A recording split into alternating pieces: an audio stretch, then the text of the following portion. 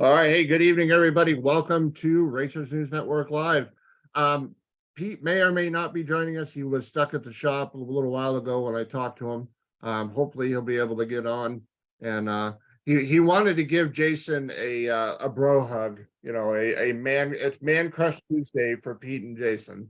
So hopefully he'll be able to join us. But as most of you know, Jason was able to check one off the proverbial bucket list a couple of weeks ago and made it out to the four wide track out in Las Vegas for the million. And I thought it would be kind of cool for people that haven't had the chance to experience it to listen to kind of Jason's story about how this whole deal came together, what it's like being, you know, in the presence of, well, there's no way around it, some of the best, if not the best bracket racers in the entire country. And so I thought it'd be kind of cool to talk to him about that. We will have results later on from the four wides in Charlotte at ZMAX this past weekend.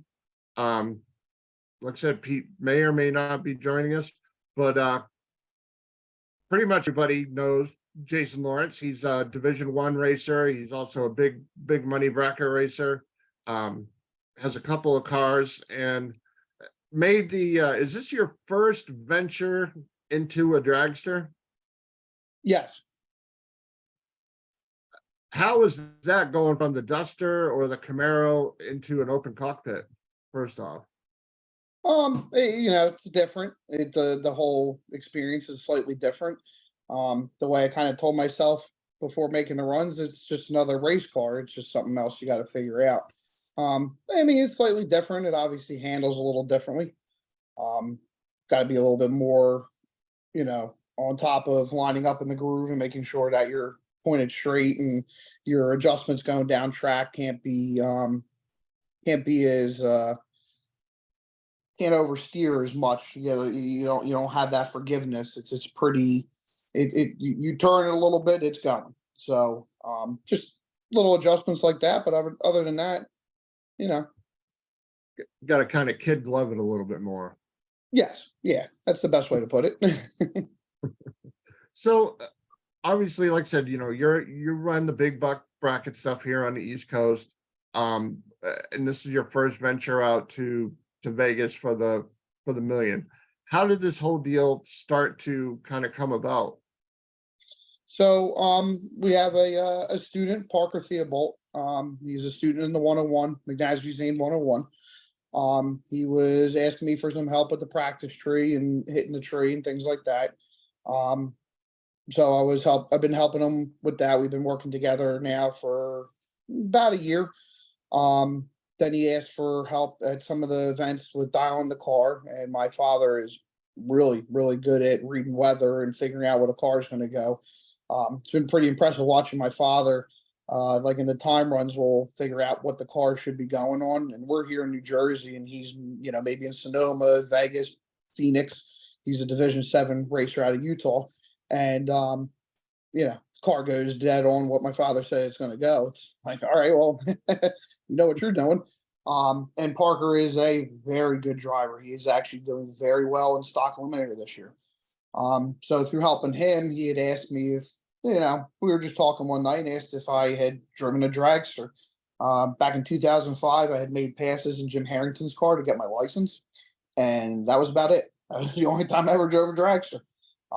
Told him, I said, I'd love to run one in competition someday, and actually try and just see what I can do in it. But, I don't put myself out there or beg for rides, things like that. So, Right.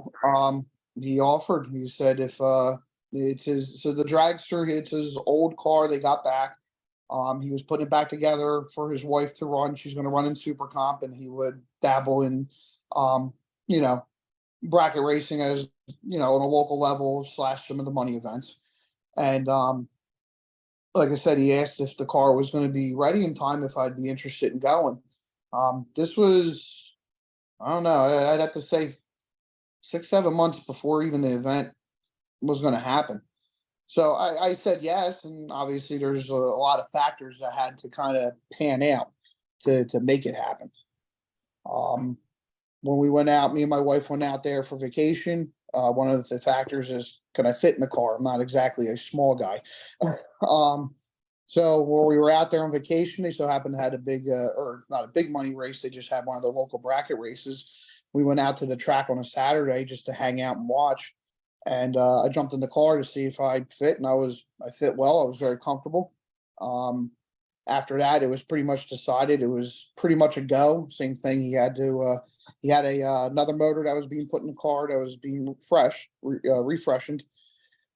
And if that was going to be done in time, then we would make it a definite.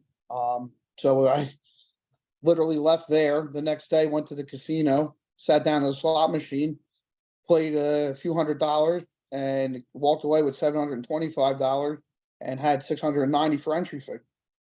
So now I was at least entered into the surrounding 30 granders. Right. And then as it got closer to the event, Peter did his the mega raffles. So I put into one of those, and I just kind of randomly you could pick which raffle you want to be in, and they had, raffle 1, raffle 2. So I just picked raffle 2, and didn't think much about it, and I ended up not getting drawn for that one. So I was looking at it and I go, usually kind of like the lottery. A lot of people, they play birth dates, things like that. I'm like, what am I doing? I said, there's 11 and 12. So raffle 11 is mine, my sister's, and my son's birthday month. And 12 would be my grandfather. And I've used the number 12 for other things, and I've gotten pretty lucky with it.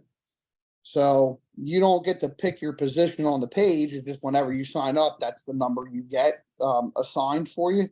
But I was able to pick raffle 11 and raffle 12. When he pulled my number, it was raffle 11. I was slot number 5, which is my son's birthday. Cool. So I'm like, well, all right. So now we're in the million. So and that's how it pretty much all came to be. Now, again, kind of backing up just a tiny bit, being an East Coast bracket racer, super street racer, an occasional super gas racer, plus doing the classes, has that always been something you kind of looked at and said, that is one of my list, one of my items I got to check off? Or was it all kind of luck of the draw? I again, not only being a participant and just a fan of bracket racing in general, watch a lot of the big money events from WFC to SFG to, Mutt and Jeff event, things like that.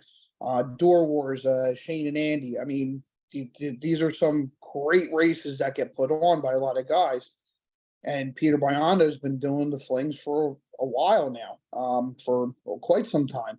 And to me, and I've talked about this with Bud and Lee, these events, like a fling event, it ranks up there with winning Indy, winning a national event. I mean, it's a lot of prestige in just winning a fling in general, let alone the $1 Million Day. And I mean, you just look at some of the names from Verdi to Luke Bugacki to Kevin Brandon. I mean, these are huge names in bracket racing. It's an elite group of drivers that win this thing. So it's truly like I said, I mean, everybody, hey, who doesn't want a $250,000, $300,000, $400,000 payday, depending on card count.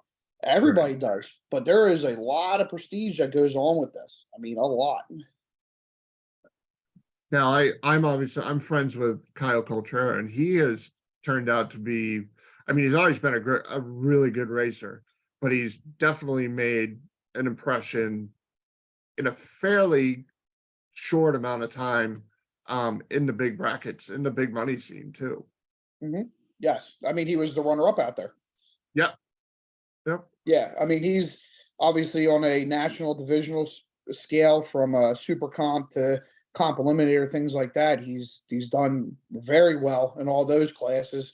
And for somebody like him, a driver like he is, it wasn't really too surprised for him to slide over into a bracket scene and win just as well. I mean, I know the back and forth with a lot of guys, but I hate to tell you, dot 90 is a bracket class, so it's still driven Right, exactly the same. So right, for him right. to slide over to that and seeing how he cuts lights at the division national level, it didn't really, seem like it would be too hard for him to do what he is doing. All right, the obvious question. If you had won the million, what would you have done with it? Going to Disneyland. um, Grab Tom Brady, take him with you, and say, "All right, come on, we're yeah. going." No, in all honesty, I mean, you could play 1,000 scenarios in your head of what you'd really do. Right, Obviously, the biggest things would be is like anybody else, I'd probably pay some bills off and get a little ahead in life, bank some of it, and yeah, I think I would actually put together a vacation for me and my family, and probably what I would do, honestly, I'd look to go to Hawaii again. It's something me yeah, and my wife did on our honeymoon. We told our son about it, and he always is asking about it. So probably done like a week or two in Hawaii. very cool, very Make it cool. make it turn into something. But Right now, you're still heavily involved also with the school with Bud and Lee. So why don't we mm, hit on that a little bit for the people that don't know about McNash McNaspy. Sorry, I always mess up Bud's last name. McNaspy and Zane. Talk about the school. so yeah, I'm an instructor in there. Bud and Lee are obviously the main instructors. It's their school. Um, but I mean, we cover everything. We cover from we always say from the pay gate to the pay window, and everything in between. We do starting line. We do finish line driving. We go over vehicle consistency, vehicle setup, weather, reading the weather. Um, you know, uh, I mean, like I said, you name it, we pretty much go over everything. We even break down runs, how to read a time slip properly, how to do run completions, how to figure out finish line and how much you got there by or how much you were behind by. And obviously the numbers on the slip, but I'm talking about to turn it into, inches, feet, things like that. To help you out the finish line, what to look for on your car, like the car you're going against. If you want to take 10th out, what should you be staring at as you go across the finish line? And it varies from car to car. It's not so much a wheelbase or car thing; it's a speed thing. We even break down, like I said, weather. What weather you should be looking at and what weather you should like ignore and not be looking at. Tell you what from temperatures, barometers, all that kind of stuff, and what it is actually worth.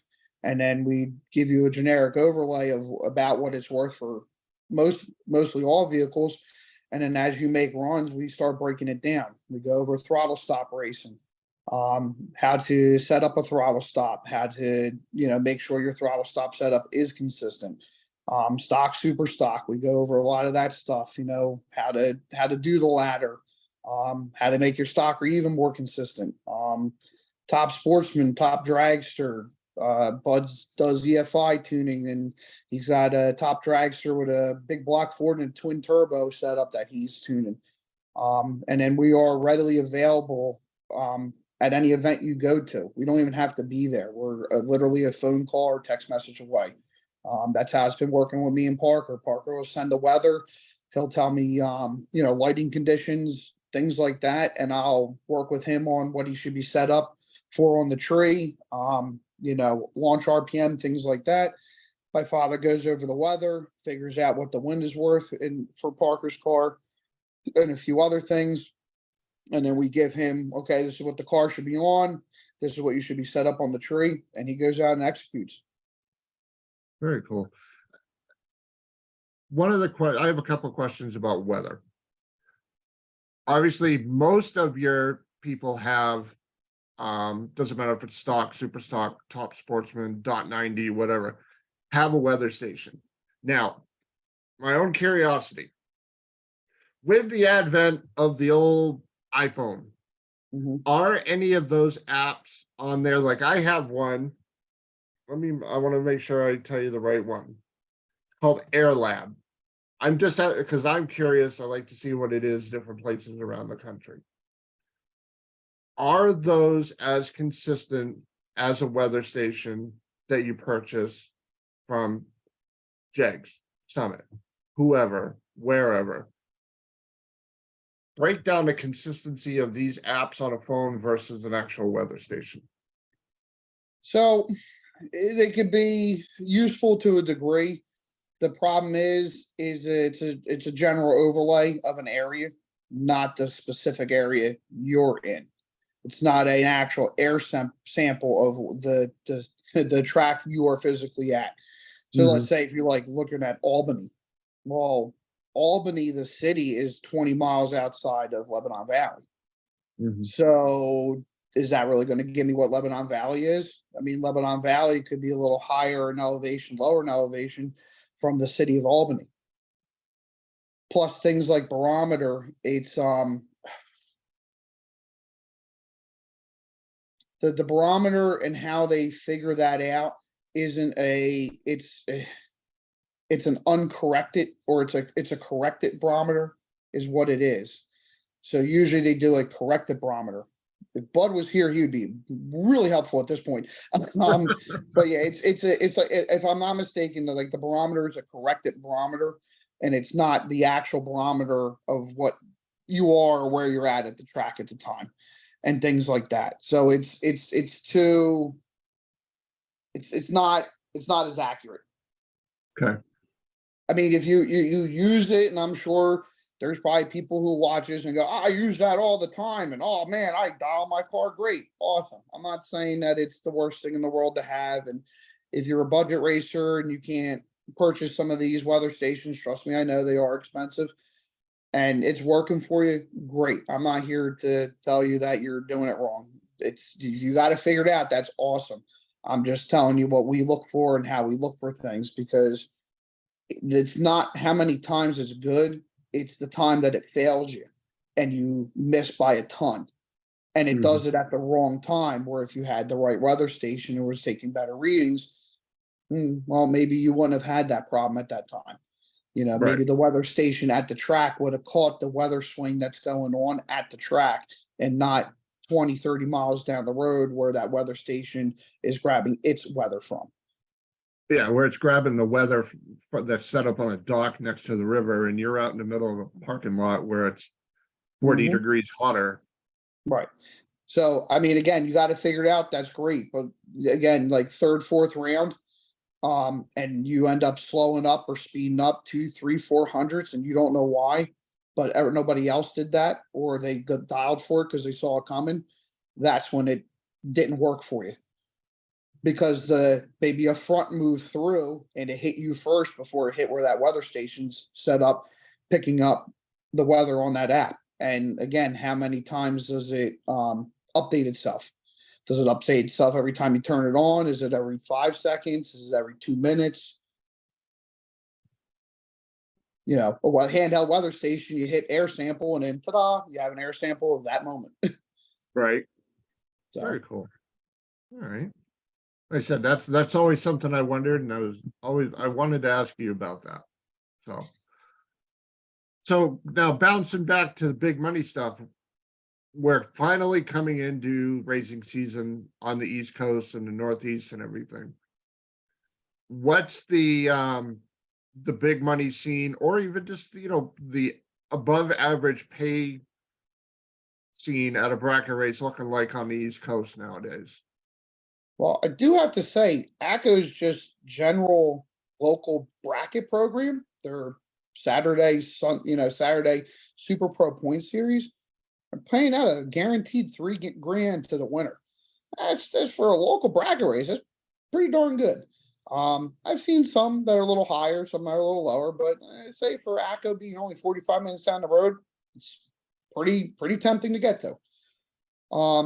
I also seen, you have your normal. We have the Harrington race coming up with JP and Anthony this weekend. Yep. You have Mutt and Jeff in June. You have again, ACCO's got Party in the Pines. They have the Long Track Nationals where they're doing I believe it's was it 15 and 25 or 20, 25 and 20 stout payout, but running on the quarter mile. I thought that was pretty interesting. I know that there's some stuff that some of the places was one up in New York Empire. Yep. You got there. I think Lebanon Valley's got a few that I've seen. Epping's got a few that I've seen. You have the triple threat races down in Virginia. That's like a season long point series, pays very good payout at each of their races. Your normal WFC, Door Wars, Andy and Shane, the Independents and Nationals, all that kind of stuff. So I mean, the usual lineup of fairly decent and big money races. I know that we've talked about this, the three of us when you've been on in the past. And I want to ask you again, because the scene seems to change a lot. Is the big money stuff, or even the above average money stuff, the wave of the future? It's still hard to tell, because I will have to say, some of the higher paying stuff, and even like you said, the higher paying on the low scale stuff, they seem to be getting really good turnouts. I mean, out there, I think opening day on Wednesday was like 670 entries, somewhere around there. Oh, that gets That's you. that's a huge car count. I mean, they had their biggest paying million dollar Friday, and I think that was 360 something entries. So, and they had more on the way for the other 30 granders that were showing up on Thursday. Yeah. So, I mean, that's a big turnout. I know the original million last year, same thing with that, had a huge turnout. And they paid very well on their $1 million day. So I see a lot of it, but I'm also seeing still a really good crowd at the national and divisional level. So, Okay. and I think a lot of it has to do with, all honesty, I think just the fact that everybody sat around for a while and didn't race, people are just going to race wherever they can. Doesn't matter if it's $1 or if it's $1,000,000. They just want to get out and burn some Correct. rubber. Correct. Fair enough. What is your season looking like? I mean, obviously, I know you're still working on the Duster. We kind of talked about that a little bit before you came on.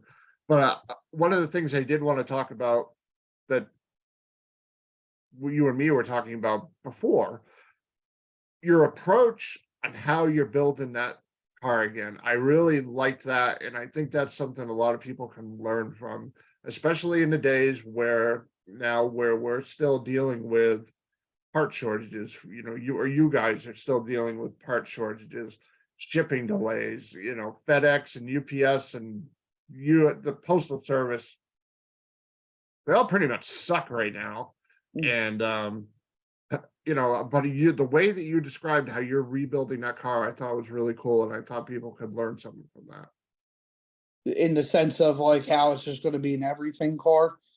Yeah, how you're building one part, and then you say, okay, before we start with this, what do you guys want to tackle next? Okay, well, let's get on the horn and get that coming. So that you're. Yeah, so the Duster, I'm sponsored. It's actually somebody else who owns the car, and we're putting it together for him. I drive it, and my father tunes it and all that stuff. But the guy who owns the car is Dave Cray, and his father, this used to be his car. So obviously didn't want to lose the memory of his dad's car, and that's why we came to the conclusion of rebuilding it.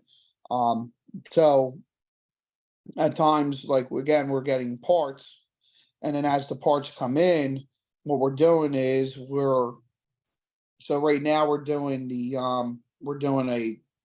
a drive shaft tunnel that we're putting in. But before my father starts putting it in, he's looking at the next thing we have to do. And the next thing we have to do is he wants to mount the front window and figure that out. And he found a way out where we'll use screws like most people do, but he saw how somebody else does it, and it makes the spot where the original lip for the where the window would go in is small. So it's kind of one of those things like if you don't hit it, you're kind of off, or you get like a half a hole or half a screw holding it. So Mhm. he's going to weld these pieces in that he saw, and Tim McAmis sells them. So now he's going to figure out the length and things he needs and get that purchased, because there's a little bit of a process for us to just to get things.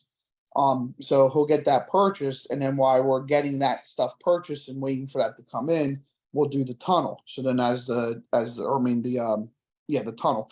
So as the tunnel gets put in, the tube, sorry, the drive shaft tube, as that gets put in and mounted, as he's finishing that up, the other stuff could be there, but then we move on to mounting the front window. And then as we're doing that, we'll figure out what the next part is, and so on and so on. So there should be always a constant flow of parts coming in and a constant flow of stuff getting done on the car. Obviously, there's some hiccups here and there, but for the most part, it's flowed pretty well. Um, now do you have a hopeful timeline for completion of the Duster? Is it gonna be ready to at least shake down this year, maybe? Original intention was that, things obviously are taking a slight bit longer than we would like it to be. Nothing bad, just again, getting parts, things like that. It takes a little bit. Right. And figuring out a lot of things. I mean, there's no, for some of the stuff we're doing, which is different than most. So there is no real template for what we're building at certain parts of that car. So it's a lot of figuring it out on our own. Um, so our hopes was to get it out or later this year. Our hopes was actually get it out, test it, and try to make it to the original million out in St. Louis. We're going to end up falling short of that. So at this point, and it wasn't going to be painted, it wasn't going to be pretty. It was just going to be a functioning race car. Kind of at the point now where it's like by the time all that's done and you roll into powder coat in the chassis, we're just going to roll right into painting the car and things like that, and we'll just come out with it next year at the beginning of the season. Come out with a complete, ready to roll, ready to Yep, get it out, shake it down race car. yep, ready to go. Paint it, looks good. Everything's ready, and just test tune, get the thing where it needs to be, and just enjoy the car and race. Nice. Now, obviously, you still have that Camaro. What's the status of that buggy? So we just got that running over the weekend. Um, we're bringing it to Nickerson, who does our carburetors. Yes, I know what I said. It's a carburetor car. But it's going to get switched eventually. But for right now, it's a carburetor car. So we're going to take it to Nickerson. He's the one who built the carburetor for it. We're going to have him tune it. He has a chassis dyno there. So on Friday, we'll make a couple pulls.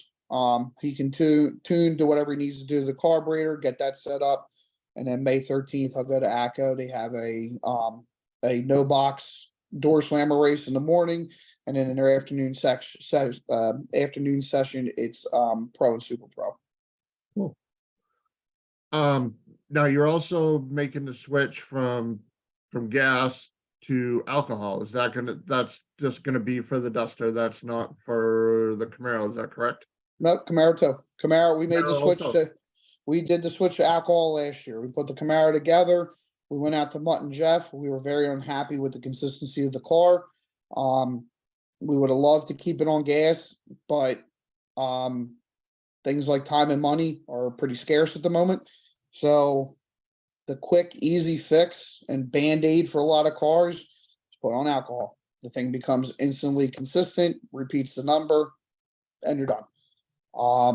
It would take a lot of testing, tuning, and work, and potentially doing different transmissions and things like that. All things that we really don't have time to do right now. If we're going to spend that kind of time in the Camaro, why would we be building the Duster? Let's finish the Duster, and then after the Duster's done, we can go back to Camaro and figure that out. But Right. for right now, is just the quick, easy, simple fix is just put it on alcohol, and now the thing repeats every pass. Now, obviously, if you get into hot lap, and being on alcohol must work to your advantage too, because the motor runs cooler. Yes. Yeah, the Camaro was miserable to keep heat in it to begin with. We had a overheating issue earlier on when the Camaro was being built, and my father went out there. He took a tape measure and he said, "I want a radiator that sits up against frame rail and frame rail, and I'll if I have to beat it in with a hammer, I will." And bought the biggest radiator he could shove between the frame rails, and it literally is up against both frame rails. And that car, even on gas, I would leave the starting line at 170, cross the finish line at 180.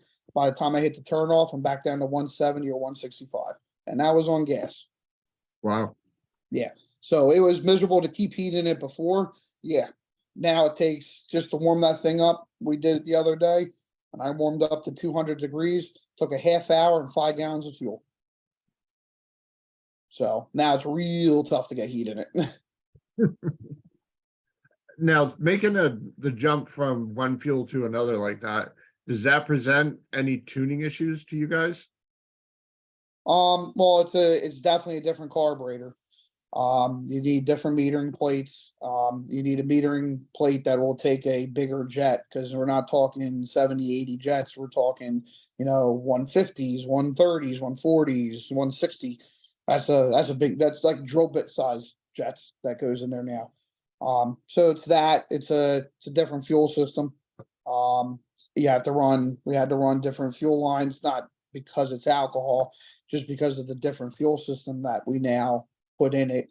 You have to have the return line and things like that, certain pressure going up to the regulator, certain pressure from the regulator to the carburetor, and things like that. But outside of that, like once you kind of get all that stuff together, that's really it. I mean, then it just becomes make runs, make jet changes until everything's all happy and you're running. No different than gas.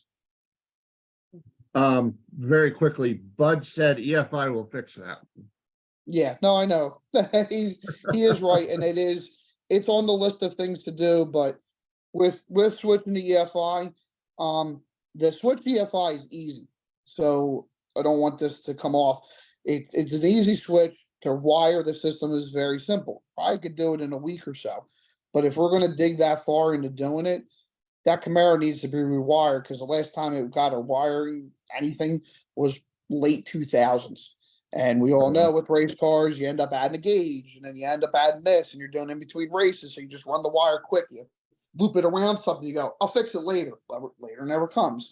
So with all that being said, if we're going to do it, we're going to strip the car of all the wiring, redo it, make it nice, fresh, and then go out with it. So now that you have had the chance to climb into a dragster, have you had any inkling of maybe adding a dragster to the fleet? So my dream always, and you can ask my father this was before dragster. My dream was always to have a door car and a dragster. I thought that would be that to me, that's the ultimate setup. You have a door car and a dragster. You've now covered anything and everything you can do. Anything in a door car, from foot brake, top bulb, super gas, super street, dragster, you run super comp, you run top dragster. Some events, and this is how Peter's events used to be. If you were going to double, you could double, but it had to be in two separate cars. You weren't allowed to double enter in the same car. So again, same thing. Now you got a dragster and a door car. If you go to one of these events, you can race with the door car guys and the dragster guys. So it spreads out what you're doing. Right. That's been always my kind of dream setup to begin with. Yeah, it makes it a little more tempting now, not driving in one and seeing that I can go A to B in one. Cool. How about your schedule of events for this year? What do you got cooking? So the only definites that I have at the moment is Mutt and Jeff, which I've ran ever since I got the free entry a bunch of years ago now. It's just it's a really well run event. Paul Burrs, I forget who his partner is, and I apologize if they're watching, but I know Paul a little bit more anyway. They put on an awesome event. It's run very well. It's a great setup. I like the small car count. it's only 250 entries. This year they sold out single entries only, so now it's 250 single entered people, no doubles. So, but it's just a fun race. It's one of those things that you just go and you just have a good time. So, we'll do that. Some local ACO stuff, maybe the local ACO big money events that they're going to put on. Um, and then it's kind of as the tail end of the season comes around, it's going to kind of be where we're at with certain things. If I do things like Duel Wars, or if we go to the original million still, that is on the table. I have a free entry to the surrounding 50s. So I'd like to utilize that. So there's some other things down the line towards the end of the year. Kind of have to see how things play out, but it's kind of up in the air. No real set deal because, again, focus more on getting that duster back out. So Right. Rob Keister said he'll be looking forward to your 5 entries a day at his events in 2024. well, that's what the duster is all about because I can double enter and triple enter and quadruple enter and yeah. Yeah, now the car is a super street car, but you've also obviously, like most of the other super street guys, have been known to enter into super gas when it's not at a national event. Correct. So yeah, and actually that was the old setup. So the new setup is now it will not be a legal super street car because it'll be about I think we figure it was 400 pounds too light. Oh wow. Yeah. So super street, unless I, put a lot of weight, or hidden weight, to make it make weight, which I'm not really looking to do. More than likely I will be in super gas and super comp with this car. We should come out going about 830s, flat out in it. So I should be able to run in super gas and super comp. And now at Rob's events, the way he runs it, he doesn't police the weights. It's got a 110/90. I agree with that anyway, but again, AHRA has their rules for a reason. But yeah, so at a Rob event, if he allowed me, I'd run super street, turn around, come back, run the super gas, turn around, come back, and make a pass in super comp. I'll run all 3. I'll tell you what, that would be cool to see because just especially if you get down to the last rounds and you make it in, to the finals, that would just be probably one of the coolest things ever. I'd like to do it. One of the most fun days racing I had just on the local level at ACO is I ran Rob's race in super gas in the morning, brought my Camaro because we were going to give it to my friend Walt, and just was testing the Camaro out to give it to him. So it was super gas in the morning, pro, super pro in the afternoon, super pro with the Duster, pro with the Camaro. And just because I wanted to, I ran street in my Honda. So I was racing in 4 different classes in one day. Had a blast. I mean, run around like a nut, but had a blast. It was cool. Right. It was just neat to do it. Of course, the name escapes me right now, but when I was involved with Azra, there was a guy that raced his stock eliminator car, and he also ran Super Pro and Pro at New England on the same day. He was essentially doing the same exact thing. Like I said, the name escapes me at this moment. I just remember him doing it. Mm-hmm. And he said, well, he goes, if somebody wants to give up their super stalker, I'll run that too. Yeah, that's how I am. The more entries I can put into a race, the happier I am. Bud says, why not Top Sportsman too? Throw it in there and let it fly. Well, funny enough, at Rob's events in the 8th mile, I should qualify for that. Really? Yeah, the Duster should go fast enough to qualify me in Top Sportsman. And yeah, I plan to do it and was telling this to Bud Enley. Not only I plan to do it a couple times because it's 8th mile. Not only do I plan to do it a couple times, but because it's just a regular 5/10 full tree, I do plan to foot brake it one of the times. No kidding. Mhm. I can't Why? wait to see And that thing you done. ask why? Anybody ask why? Just cause I can. Why not, right? Right, exactly. Yep. You need to come up to Lebanon Valley, I guess, for the triples then.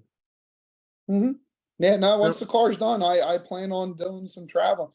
Actually, when the car's done was, one of the things me and Parker were talking about is, going out to the Million again, bringing the Duster out there. And we double in both cars. So we both have an entry in the door car side. We both have an entry in the dragster side, and we'll double in his dragster again. Me and him will double also in the Duster. So I think, Impressive, my friend. Impressive. Best one yet. yeah, right. For Yeah, those that that, wonder, that's an inside joke between him and I. So yeah, that, just real quick, I definitely do want to add because, that that race, um, out of Vegas, that is exactly what they say.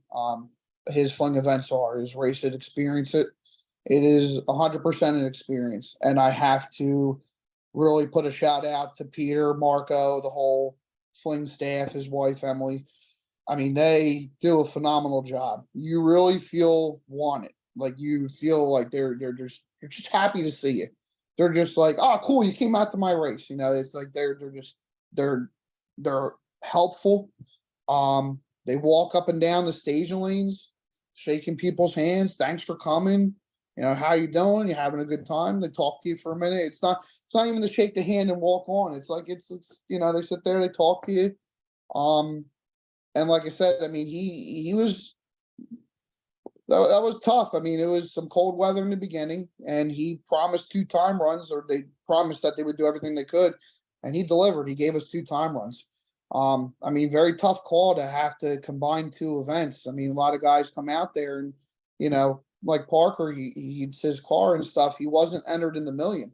His hopes was to go enough rounds on Tuesday and Wednesday to make up enough money to buy the entries in the Million.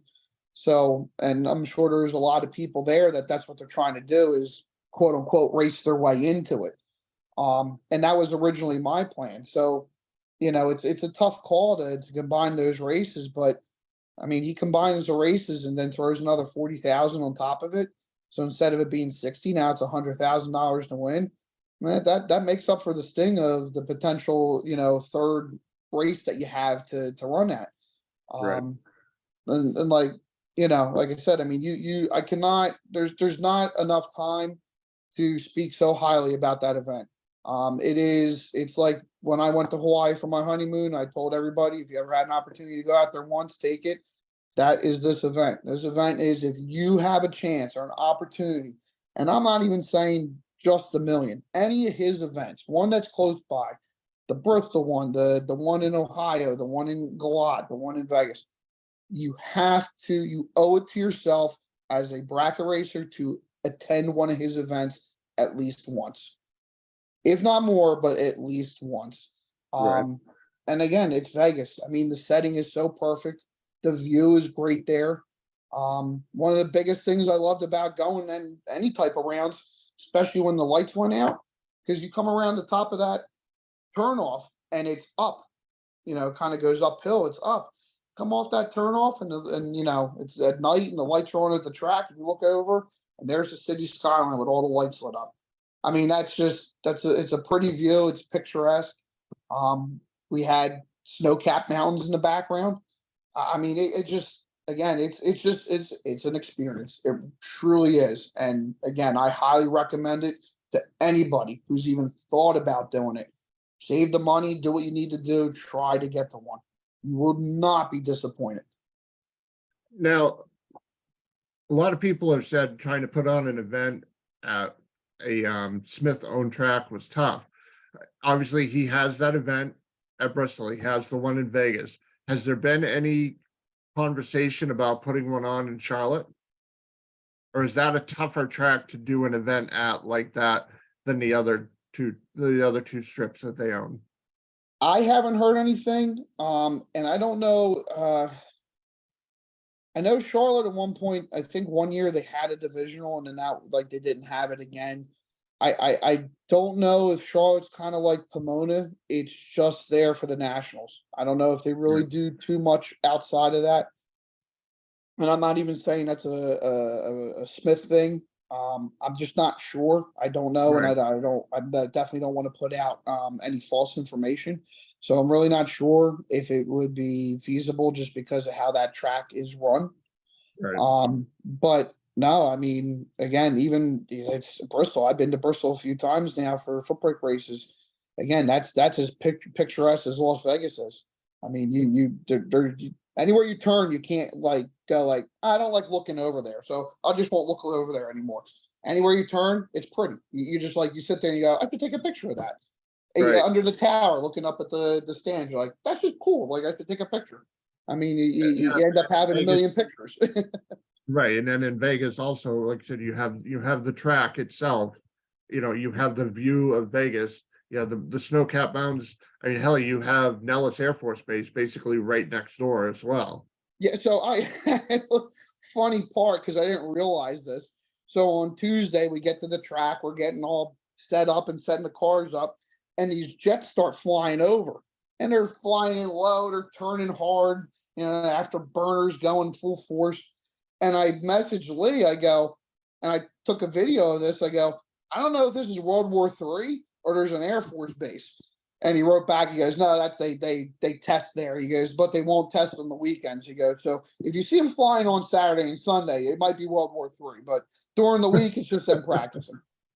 So, but yeah, I mean, that place is just unbelievable. It's just an unbelievable place, and to come around that tower, and they got the archway, says the strip over it, and you're just sitting there, you're waiting to make your run, and how it's lined up is like you're almost kind of straddling the left track and the right track. So you see all four lanes. You look down there and the mountains in the background. It's just like, wow, this is just cool. It's unbelievable. They did that well. Yes, the layout is perfect. It really is. Awesome. All right, Jason. So if anybody wants to follow your racing adventures, where can they find you on Facebook or on the World Wide Web? So you got me, Jason Lawrence, just my regular personal page. I've been starting to because now we actually starting to run again and kind of getting things going. So there's Lawrence Legacy Motorsports on Facebook. That's another one you can follow.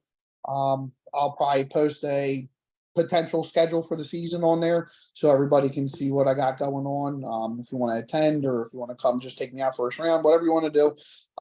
So you know where to come and find me. All right, now how about the school?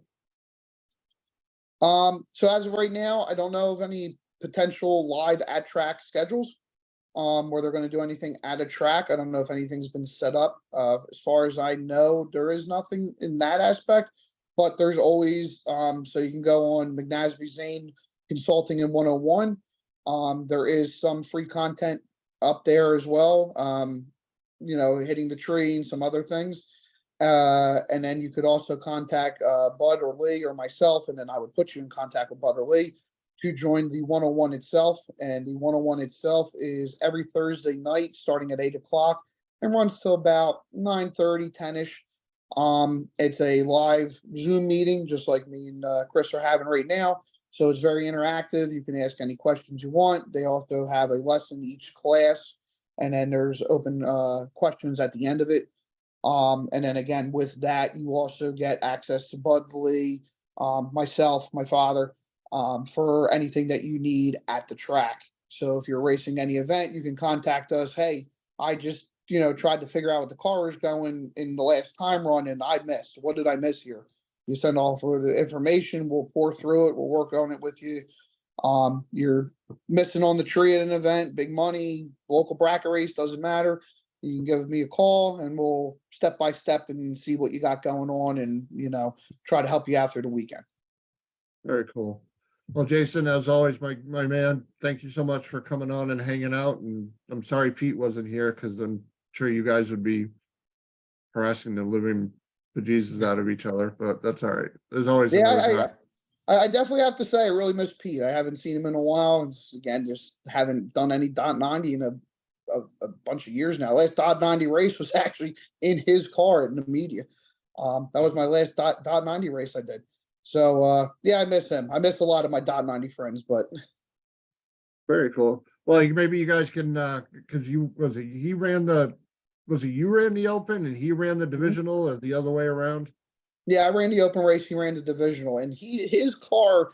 In all honesty, out of all the cars I borrowed and all the cars I've driven, his is the only car that just never got out of first round. So it really bugs me. So it's hint hint. But yeah, I would love another crack at his car, whether it be a Dodge 90 race or just a bracket race in general. But I really would love to. It bothers me. I haven't even got past first round. Everybody's car I've borrowed at least gotten past first round or second round. His car, I just couldn't do it for whatever reason. So Well, you are taller than him, so it's a little bit more of a squeeze to get in his car than he does. yeah, it's like I kind of probably look like Bowser in Mario Kart, a little go kart and my legs all up and everything. But nah, I have to say his car it was a blast to drive both times. It's just a fun car. It's just a neat car because it's just different. It's low slung and the whole way it's set up. It's just a fun car to drive. I had a blast doing it, and I just want to turn on one wind light in it. I'd almost win first round and hand him the keys back and go, all right, I'm good. I did what I needed Yep, to do. I made it past first round. I'm gonna Yep, go I'm get good. something. Yep, I'm gonna go have a drink. Yeah, I'm good. I'll call it a weekend and I'll just leave undefeated now. Yeah, it was cool because I saw me and Pete have been partners on this is our third year now. Mhm. I actually stumbled across a picture of his car before it got transformed into what it looks like now. Like you said, low slung, beautiful paint job.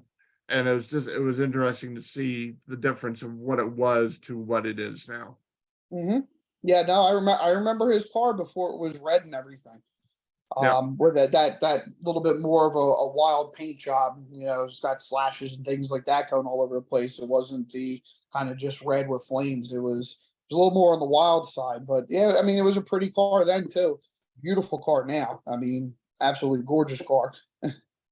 Oh yeah, absolutely. All right, Jason, again, thank you so much for coming on and spending some time with us and educating everybody. I appreciate it. Anytime, And guys. Yeah, I mean, I'm always here if you guys ever want to talk about anything else. all right, my friend, have a great night, Jason. You too. See you later. All right, Jason Lawrence, everybody, our guest this evening. All right, since we don't have Pete, we're going to move on to results from this past weekend at ZMAX in Charlotte, North Carolina. All right. So the NHRA Camping World Drag Racing Series was in Charlotte, North Carolina at ZMAX Dragway this past weekend. Sunday's final results from the 13th annual Circle K NHRA 4-wide nationals. It's race number 5 of a 21 race season. Top Fuel, Austin Prock defeated Leah Pruitt. Funny Car, Robert Height over Alexis DeJoria. Pro Stock, sorry, let me tell it again. Pro Stock, there we go. Derek Kramer defeated Dallas Glenn. Pro Stock Bike, Gage Herrera over Matt Smith. Top Alcohol Dragster, Mike Coughlin defeated Tony Stewart. Top Alcohol Funny Car, Sean Bellemure and the Bartone Brothers Chevy Camaro defeated Bob McCosh. Pro Mod, Justin Bond defeated J.R. Gray. Let me make sure. Sorry. Yep, J.R. Gray. Factory Stock, Lenny Laudig defeated Aaron Stanfield. Comp Eliminator, David Eaton over Jared Kimbrough. Super Stock, Monty Bogan over Tyler Kahili, excuse me. Stock Eliminator, Division 1 racer Barry Parker and his beautiful Chevy Camaro defeated Steve Foley. This is Barry's second final round win, so congratulations to Barry. Super Comp, John LaBooze Jr. Over Nicole. This little thing got to be in my way. There we go. Nicole Stephenson. Super Gas, Sherman Adcock. The man is on fire. They were joking around the other day saying that he may have the championship wrapped up by June at the rate he's going. Sherman in his Chevy Corvette, excuse me, defeated Rusty Cook, who lit the cherry, as Pete would like to say. Top Sportsman, New England racer and NHRA Pro Stock racer and Division I hot shoe. The kid has been on a roll this year in his Chevy S10. Brandon Miller defeated Michael Scott. Top dragster, Scott Neal over Ross Laris. And that is all of your results from ZMAX in North Carolina. And I want to thank everybody for tuning in, checking us out live tonight. Thank you, Jason Lawrence, for coming on and hanging out. I appreciate it. Sorry Pete couldn't make it, but you know what? That's life, as owning your own business and also being a school teacher. Sometimes you got to double up, and he had to do that today. Get some stuff finished up. But we will be back next Tuesday night, live at 7:00 Eastern. Thank you, everybody. Have a great night. Oh, coming weekend, get out to ATCO. Support the track. They're doing free entry for all spectators. Carloads, bring hundreds, thousands of people. The National Open presented by MicroStrategies at ATCO Dragway. So be sure to get out, show some support for what the track is doing to try to get fans involved. Have a great night, everybody.